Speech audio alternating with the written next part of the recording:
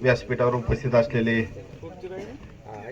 या सबस्टेशनचे शिल्पकार ज्यांनी या सबस्टेशनचा पाठपुरावा करून रायगावमध्ये सबस्टेशन उभा केलं असे आपल्या तालुक्याचे कर्तव्यदक्ष माजी आमदार आमचे नेते माननीय संजय मामा शिंदे, तसेच व्यासपीठावर उपस्थित असलेले ज्यांनी या सबस्टेशनसाठी जागा दिली असे आमचे मित्र राजाभाऊ चिवटे, तसेच आमचे सहकारी मित्र पंचायत समिती सदस्य चंदूकाका सरडे, विनय काका नवरे, येवले अण्णा आणि ज्यांनी आता पोटतिडकीनं इथं सांगितलं तर असे आमचे मित्र या गावचे सरपंच दादासाहेब आणि व्यासपीठावर उपस्थित असलेले सर्वच मंडळी आणि इथं मामावर प्रेम करणारे सर्वच तोलामोलाचे कार्यकर्ते, आपलं सर्वांचं मनपूर्वक स्वागत करतो।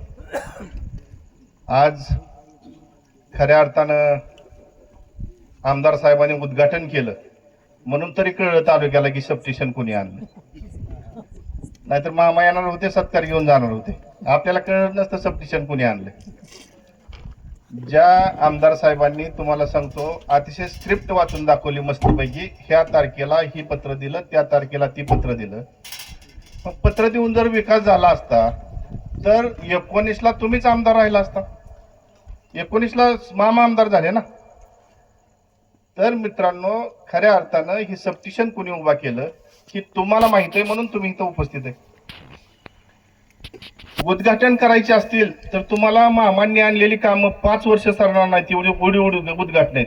तुम्ही आठवड्याला उद्घाटन करा, तेवढी काम आहेत। जेवढा कागदावरचा विकास होता तेवढा तुम्हाला सांगतो आता तुम्हाला डोळ्याने दिसतोय। आणि खरंच तुम्हाला सांगतो, मामाचा पराभव झाला, मामाचं नुकसान झालं नाही, खऱ्या अर्थानं आपल्या तालुक्याचं नुकसान झालं। तालुका 10 वर्ष पाठीमागे गेला।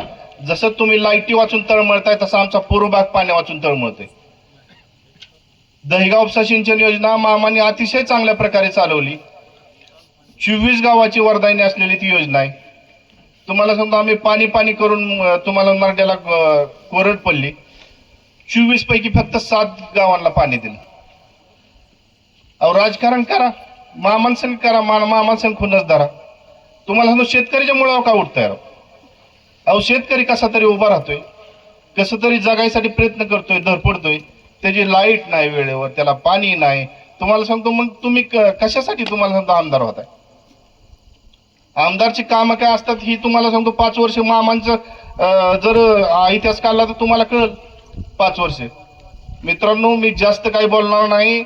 आपल्याला स्वाभिमानाने लढावं लागेल, स्वाभिमान जागा ठेवावं लागेल, आपल्या भागासाठी, आपल्या मातीसाठी, आपल्या स्वाभिमानासाठी आपल्याला लढावं लागेल। आणि पुन्हा तुम्हाला सांगतो, संजय मामाला आपल्याला परत एकदा या करमाळा तालुक्याचा आमदार करावं लागेल। आणि करमाळा तालुक्याचा आमदार केल्यावर तुम्हाला सांगतो, मामा पराभव झाला तरी तुम्हाला मामाला काय फरक पडत नाही, कारण मामा तेवढे स्टेबल आहेत, मामा तेवढे सक्षम आहेत, कधी तुम्हाला सांगतो पराभव झाला म्हणून खचणार नाहीत। आज तुमच्या आमच्या प्रेमामुळं मामा येत आहेत, आपण सांगाल तिथं बोलवल तिथं येत आहेत।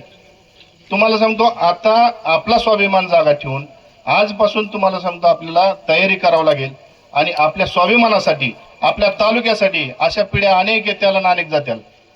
तुम्हाला सांगतो, कितीतरी रती महारथी येऊन गेले, आपला भाग हाय असाच राहिला। तुम्हाला सांगतो, आपल्या भागामध्ये काय बदल झाला नाही। मग आपण असंच जर तुम्हाला सांगतो डोळे झाकून जर पुढे गेलो तर येणाऱ्या पिढ्या बरबाद होतील, पुन्हा येणाऱ्या पिढ्या बरबाद झाल्या तर तुम्हाला सांगतो मग आपलं राजकारण कशासाठी करायचं? तर माझी सगळ्यांना विनंती, आपल्या भागासाठी, आपल्या मातीसाठी, आपल्या भूमीसाठी लढा आणि तुम्हाला सांगतो खंबीरपणे मामाच्या पाठीमागे उभा राहा। आज अनेक मामांनी कामं आणलीत। 116 कोटीची दहिगाव उपसा सिंचन योजना आणली। 56 किलोमीटरचं मामाच्या काळात काम झालं आणि पुन्हा बंद पडलं वर्षभर। पडलं का पाडलं तुम्ही सांगा? आता तालुक्याला माहिती आहे पडलंय का पाडलंय।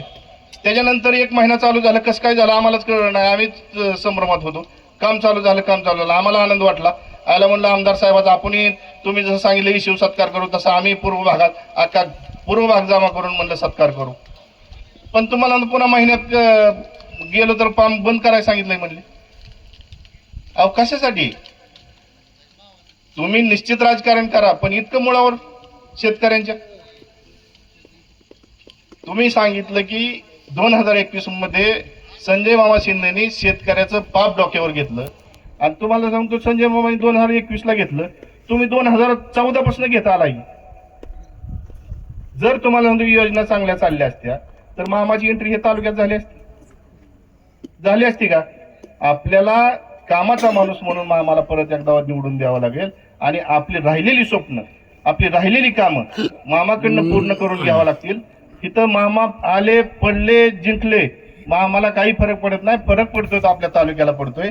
त्यामुळे सगळ्यांना विनंती, आजपासूनच आपल्या मनामध्ये एक दृढ निश्चय तुम्हाला सांगतो केला पाहिजे की येणाऱ्या काळामध्ये माणसाला माणूस जोडून आपण मामाच्या पाठीमागे उभा केला पाहिजे आणि मामाला चांगल्या मताने निवडून देऊन पुन्हा आपल्या भागाचा, आपल्या तालुक्याचा विकास करून घेतला पाहिजे.